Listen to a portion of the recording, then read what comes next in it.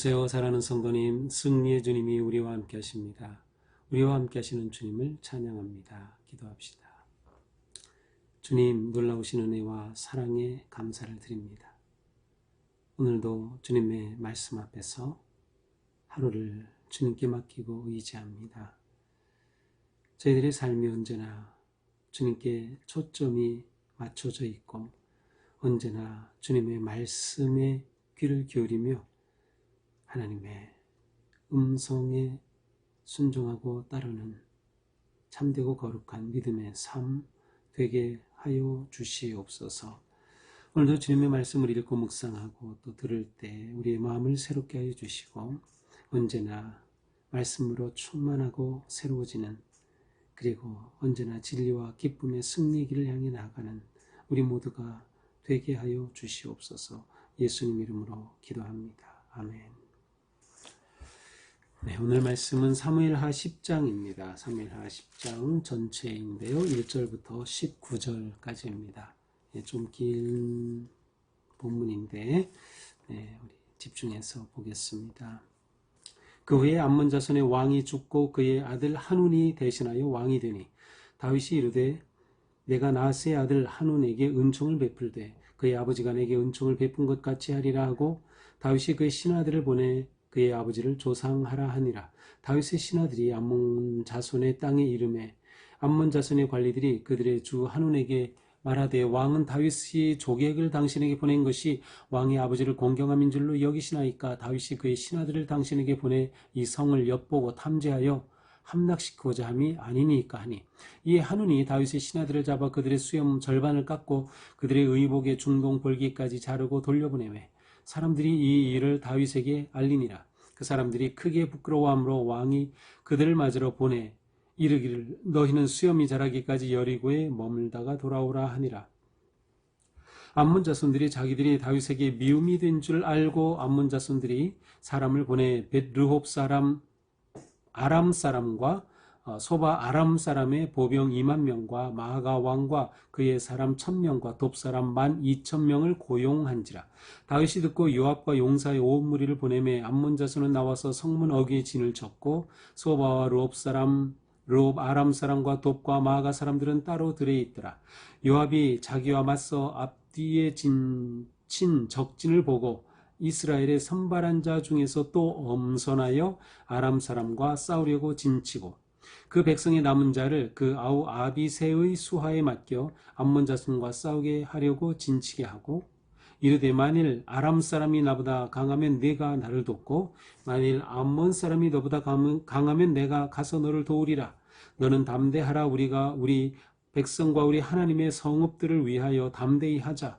여호와께서 선히 여기시는 대로 행하시기를 원하노라 하고 요압과 그와 함께한 백성이 아람 사람을 대항하여 싸우려고 나아가니 그들이 그 앞에서 도망하고 암몬 사람은 아람 사람이 도망함을 보고 그들도 아비새 앞에서 도망하여 성읍으로 들어간지라. 요압이 암몬 자손을 떠나 예루살렘으로 돌아가니라. 아람 사람이 자기가 이스라엘 앞에서 패하였음을 보고 다 모이매 하다데셀이 사람을 보내 강 건너쪽에 있는 아람 사람을 불러내매 그들이 헬람에 이르니 하다데셀의 군사령관 소박이 그들을 거느린지라.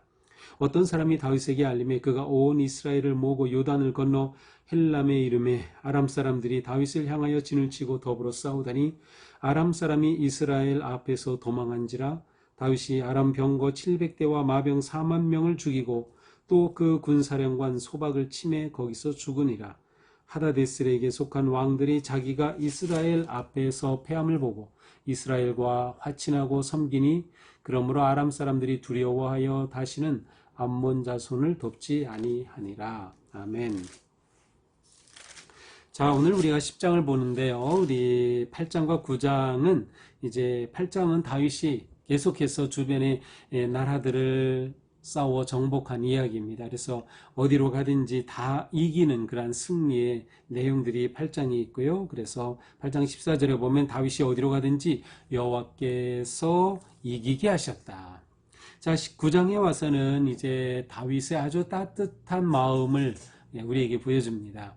사울의 가문 중에 특별히 요나단의 아들 중에 장애인이었던 무비보셋이 있는데 바로 이 무비보셋을 찾아내고 그를 기억하고 사울 가문의 이 남은 이 무비보셋을 아주 사랑으로 돌보고 긍휼히 여기는 그러한 모습입니다. 그래서 그 형이었던 요나단과 맺었던 그 언약을 잊지 않아요. 요나단과 약속한 대로 그의 자손들을 다윗이 이렇게 끝까지 돌봐주는 거죠. 그래서 사울 왕과의 남은 가족까지도 돌보는 그러한 따뜻한 모습이 이제 9장에 나옵니다. 자, 오늘 본문에 와서는 다윗이 암몬과 전쟁을 일으킨 내용입니다. 1절입니다. 그 외에 암몬 자손의 왕이 죽고 그의 아들 한운이 대신하여 왕이 되니, 자, 암몬 자손의 왕, 암몬의 왕이 죽었고 그의 아들 한운이 대신해서 왕이 됐습니다. 이 죽은 왕은 나하스라고 하는 사람인데요. 2절에도 나오죠. 이 나하스는 암몬의 왕으로서 그 사울과는 굉장히 적대적인 관계였어요. 그러니까 사울과 싸우고 적대적인 관계였으니까 사울을 피해 다니는 다윗과는 오히려 더 가까운 관계라고 볼 수 있어요. 실제로 다윗이 왕이 된 후에 이 암몬의 왕인 나하스는 다윗과 아주 가까이 지내는 그러한 친화적인 좋은 그런 이웃 나라입니다. 이 암몬이라고 하는 나라는 지금의 요르단입니다. 현재 이스라엘이 있고요, 요단강이 있고 요단강 동쪽에 요르단이 있죠. 그리고 요르단의 수도가 지금 암만입니다. 바로 그 이름 그대로 지금까지 가지고 있어요. 암만, 바로 이쪽 지역이죠. 자, 이쪽 지역에 있는 이 암몬과 다윗이 관계가 좋았어요. 그래서 왕이었던 나하스가 죽고 이제 아들이 한운이 왕이 되었는데, 바로 이러한 상황에서 나하스가 죽은 것에 대해서 다윗이 이제 조문을 보내게 됩니다. 그래서 2절 중간에 보니까 그의 아버지를 조상하라. 조상하라는 것은 상을 당한 이 가정에 조문하는, 애도하는 그러한 표현이죠.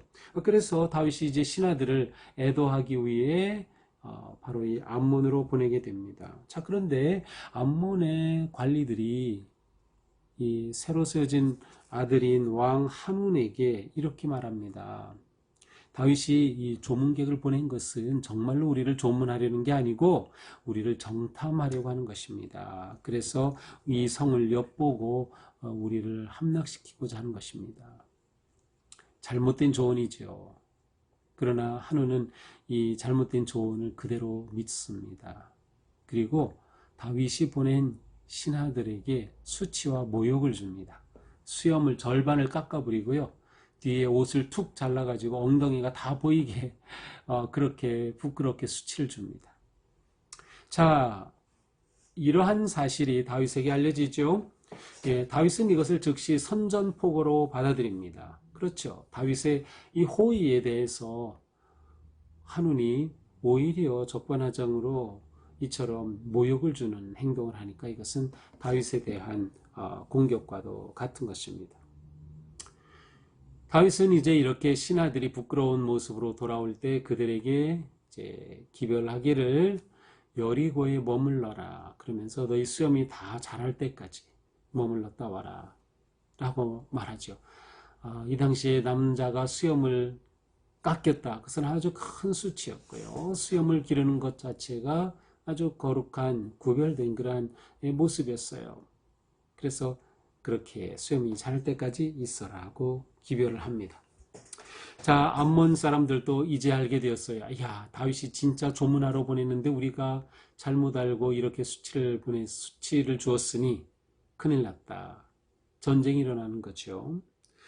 전쟁이 일어나게 되자 암몬은 어떻게 합니까? 사람들을 보내서 베드롭 아람 사람, 소바 아람 사람의 보병 2만 명, 그리고 마가 왕 그의 사람 1000명, 돕사람 12,000명을 고용했어요.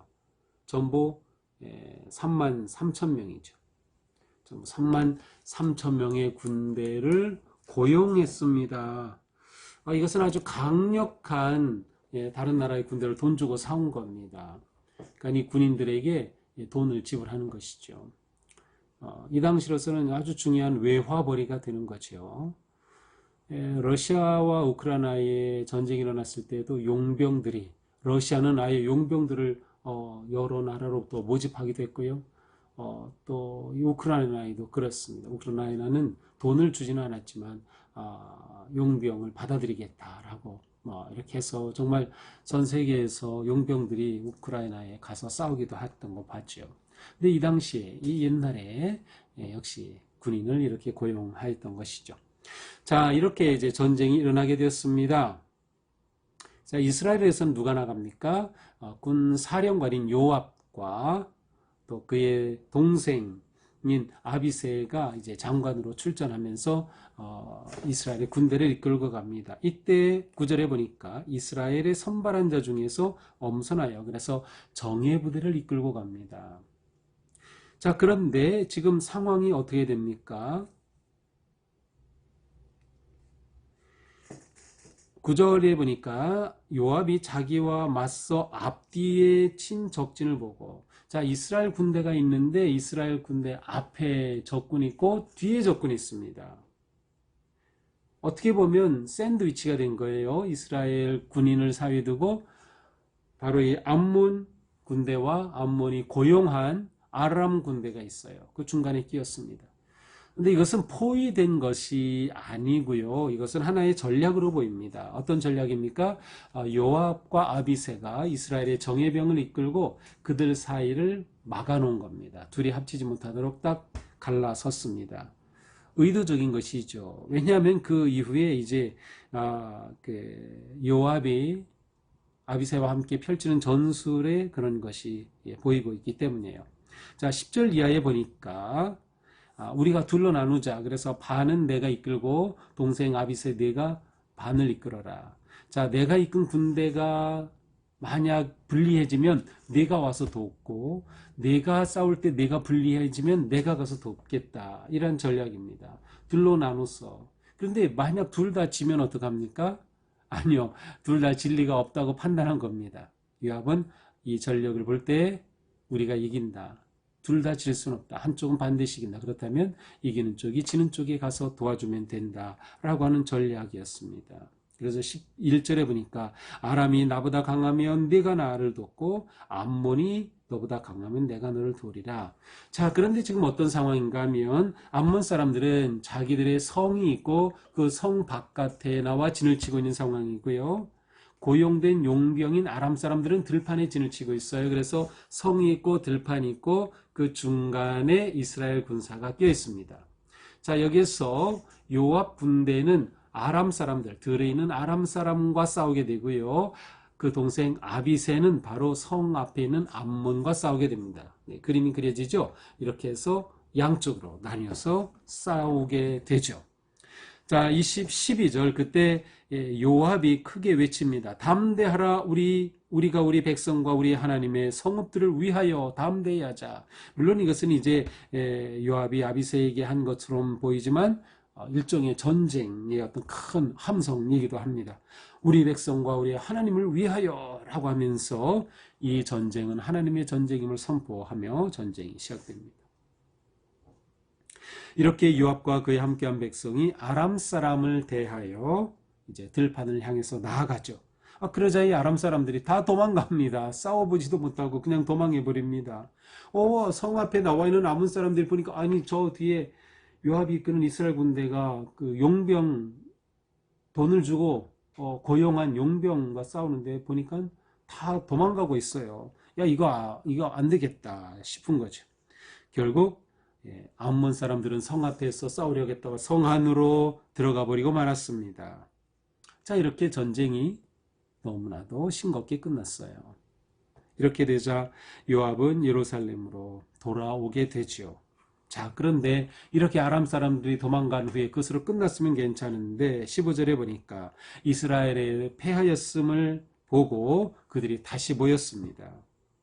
자, 이번에는 하닷에셀이라고 하는 지도자가 사람을 보내서 강 건너 저쪽에서 강은 보통 유프라테스 강으로 봅니다. 그렇다면 굉장히 먼 북쪽 지역이에요. 유프라테스 강, 지금의 이라크 지역까지 펼쳐지는 거죠. 그러니까 이 당시 아람 하면은 바로 유프라테스 서쪽 지역까지도 영향력을 미치는 그러한 그 나라였어요. 이제 이러한 것들을 근거로 해서 이제 다윗이 아람과 싸워 이김으로 다윗의 세력이 그쪽까지 펼치는, 그래서 이스라엘 역사 중에 가장 넓은 지역에 영향력을 미치고 그렇게 통치하는 그러한 새로운 시대를 열게 되는 것이죠. 자, 아람 사람들이 이렇게 다시 모였고 하다데셀이 사람을 보내서 여러 군사를 다시 모았어요. 그래서 그들이 헬람이라는 곳에 이르렀습니다. 그리고 하다데셀이 보낸 군사령관은 소박이라고 하는 사람이었어요. 자, 이 소식이 다윗에게 들립니다. 이번에는 다윗이 출정합니다. 17절, 그가 온 이스라엘을 모으고 이스라엘의 군대를 모으고 요단을 건너 헬람에 이르렀어요. 자, 아까 우리가 본 것처럼 암몬은 요단강 동쪽이지요. 그런데 이 요단 동쪽이 중요한 이유는 이 동쪽에 두 지파 반이 있습니다. 이스라엘의 갓 지파와 르우벤 지파, 그리고 맨 북쪽에는 므낫세 반 지파가 요단 동편에 있고요. 그들은 지금 므낫세 반 지파, 르우벤 갓 지파는 암몬과 이스라엘의 중간에 끼어 있는 셈입니다. 그러니 이 동쪽 지역을 그냥 내버려 두어서는 안 되죠. 그래서 바로 이 지역에서 다윗이 바로 이 아람 군대와 맞서게 됩니다. 그러나 이번에도 아람 군대는 도망가게 되죠. 18절, 아람 사람이 이스라엘 앞에서 도망한지라. 결국 다윗이 쳐서 승리하는데 아람의 병거 700대, 마병 4만 명을 죽였습니다. 엄청난 대승리죠. 또 그 군사령관 소박도 쳐서 죽였습니다. 자, 이렇게 대패하게 되자 하다데셀에게 속한 그 각 성읍들의 그 일종의 부족 왕들이 어떠한 결정을 내립니까? 자기가 이스라엘 앞에서 패함을 보고 이스라엘과 화친하고, 자, 이스라엘과 화친하고 이제는 아람 사람이 두려워하여 다시는 암몬 자손을 돕지 않겠다. 이제는 암몬이 또다시 돈 주고 우리 군사 보내달라고 해도 암몬을 돕지 않기로 작정한 것입니다. 결국 다윗이 승리하였고 이렇게 아람과는 화친의 관계를 맺게 된 거죠. 그리고 그들에게 강력한 영향력을 미치는 그러한 승리를 이루게 됩니다. 자, 이것이 오늘의 말씀이죠. 자, 오늘 말씀을 보면서 우리는 승리하는 삶의 그림을 볼 수 있게 됩니다. 승리하는 삶, 어떤 삶이 승리하는 삶일까요? 무엇보다 다윗을 보면 다윗이 화친하고 함께 잘 지냈던 나하스의 죽음의 조문객을 보낸 것을 보면 다윗은 이처럼 항상 은혜를 기억하고 관계를 기억했던 사람이에요. 승리하는 사람은 언제나 은혜를 기억합니다. 특별히 우리에게는 하나님의 은혜를 기억하는 거예요. 하나님의 은혜를 기억하는 사람은 영적 전투의 승리기를 향해 나가게 됩니다. 이것은 언약에 충실한 거죠. 하나님과 나 사이의 언약, 관계에 충실한 것을 의미합니다. 또 하나 승리하는 사람, 또한 승리하는 삶은 아주 베품과 관용의 삶을 살게 되는 것이죠. 다윗은 그의 신하들이 돌아올 때에 수치를 당한 모습으로 돌아오는 것을 배려해 줍니다. 그래서 그들이 곧장 예루살렘으로 오지 않고 여리고에 머물면서 그곳에서 수염이 자라기까지 기다리라고 합니다. 왕으로서 신하들을 이렇게 배려해 주는 마음이 참 아름답죠. 바로 이러한 마음이 하나님께서 다윗에게 승리를 주시는 승리하는 삶의 아주 중요한 부분입니다. 전쟁만 잘한다고 승리하는 게 아니에요. 다윗의 이러한 일상의 모습이 정말 거룩하고 아름답기 때문이죠. 그래서 제가 설교하면서 여러 번 말씀드렸지만 우리의 일상의 삶이 어떠냐가 비상시의 삶을 결정합니다. 다윗은 일상 속에서 정말 놀라운 관용과 베품과 배려와 은혜를 기억하는 그러한 바른 삶을 살았을 때 비상시에 강력한 영향력을 미칠 수 있는 거죠. 만약에 일상이 그러지 못했다면 무너집니다. 바로 내일 본문이 그것을 금방 우리에게 깨우쳐 주죠. 이처럼 다윗은 그의 삶을 통해서 베품과 관용의 삶, 배려와 공감의 모습을 보여줍니다. 또 중요한 것은 전쟁의 초점이 분명했어요. 요압이 외쳤죠. 우리 백성과 우리 하나님의 성읍들을 위하여. 초점이 분명해야 합니다. 이 전쟁은 영적 전투의 승리는 하나님께 달려있다. 그러므로 하나님을 위하여, 하나님의 나라를 위하여, 하나님의 영광을 위하여 우리가 싸우는 거다라는 거예요. 우리는 지금 영적 전쟁의 삶을 살아가고 있죠. 영적 전쟁의 삶의 승리는 오직 하나님께 달려있죠. 우리의 전쟁의 초점은 오직 하나님의 승리, 하나님의 영광을 위하여입니다. 교회의 영광을 위하여, 믿음의 영광을 위하여 있죠. 이러한 믿음을 가질 때 우리는 언제나 사탄과 맞서서 싸울 수 있게 될 것입니다. 우리는 언제나 전투 의식을 놓치면 안 됩니다. 긴장감을 늦추면 안 되는 거죠. 전쟁에 임한 병사는 항상 경계하고 긴장을 놓칠 수가 없죠. 우리가 영적 전투의 삶을 살고 있다면 마찬가지입니다. 언제 무슨 일이 일어나든 하나님의 나라와 영광을 위하여 담대히 나아갈 수 있는 그러한 준비된 성도, 우리의 매일의 기도와 매일의 묵상과 매일의 선행의 삶이 이렇게 중요하다. 일상이 비상을 결정한다. 우리가 승리하는 삶을 산다는 것은 곧 일상 속에서 하나님과 가까이 하나님을 의지하고 하나님을 바라보며 하나님의 뜻에 순종하는 삶 살아가는 것, 이것이 진정으로 영적인 승리의 삶을 준비하고 또 실제로 승리하는 길이라는 것을 우리가 기억하면서 오늘 하루도 우리의 삶이 이렇게 승리하는 복된 하루가 되기를 축복합니다. 기도하겠습니다. 주님 감사합니다. 오늘 하루의 삶도 승리의 삶이 되게 하옵소서. 오직 하나님을 의지하고 하나님을 바라보며 하나님의 주신 그 큰 은혜를 잊지 말게 하여 주시옵소서. 일상의 삶 속에서 베풀고 관용하고 배려와 공감의 삶으로 살아가게 하시고 오직 말씀에 순종하는 거룩한 삶이 되게 하여 주시옵소서. 우리의 삶이 주님과 동행할 때 어떤 상황에서도 승리하는 영적 전투의 승리의 길을 걷게 하여 주옵소서. 예수님 이름으로 기도합니다. 아멘. 네, 오늘도 주님의 은혜로 승리하는 복된 하루가 되기를 축복합니다. 사랑합니다.